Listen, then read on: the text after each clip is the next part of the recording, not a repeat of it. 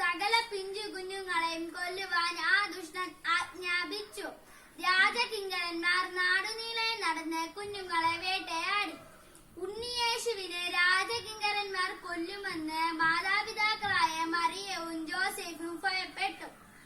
അപ്പോഴാണ് ഒരു ദേവദൂതൻ ജോസഫിന്റെ സ്വപ്നത്തിൽ പ്രത്യക്ഷപ്പെട്ട് ഉടൻ തന്നെ എവിടേക്കെങ്കിലും രക്ഷപ്പെട്ടുകൊള്ളുവാൻ പറഞ്ഞത്. ഉടൻ തന്നെ അവർ അവിടെ നിന്നും യാത്ര തിരിച്ചു. കുറെ ദൂരം നടന്നപ്പോഴതാ പിന്നിൽ ഒരു കുളമ്പടി ശബ്ദം. രാജകിങ്കരന്മാരുടെ വരവാണ്. എങ്ങനെ രക്ഷപ്പെടും? ജോസഫ് ചിന്തിച്ചു.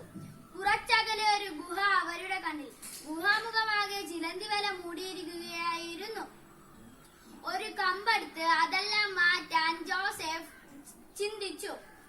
എന്നാൽ അടുത്ത നിമിഷം അദ്ദേഹം അത് വേണ്ടെന്ന് വെച്ചു.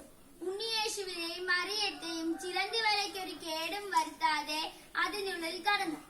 അപ്പോഴേക്കും ഭടന്മാർ അവിടെ എത്തിയിരുന്നു. ഒരു ഭടൻ സംശയത്തോടെ ഗുഹയിലേക്ക് നോക്കിക്കൊണ്ടിരുന്നു.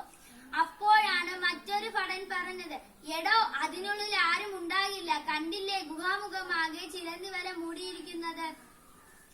ഭടന്മാർ വന്ന വഴിയെ തന്നെ തിരികെ പോയി. അങ്ങനെ ഭടന്മാരിൽ നിന്ന് ചിലന്തി വല ഉണ്ണിയേശുവിനെ രക്ഷിച്ചു.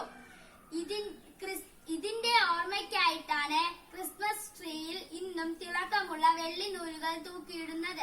എല്ലാവർക്കും എന്റെ ക്രിസ്മസ് ആശംസകൾ നേരുന്നു. നന്ദി, നമസ്കാരം.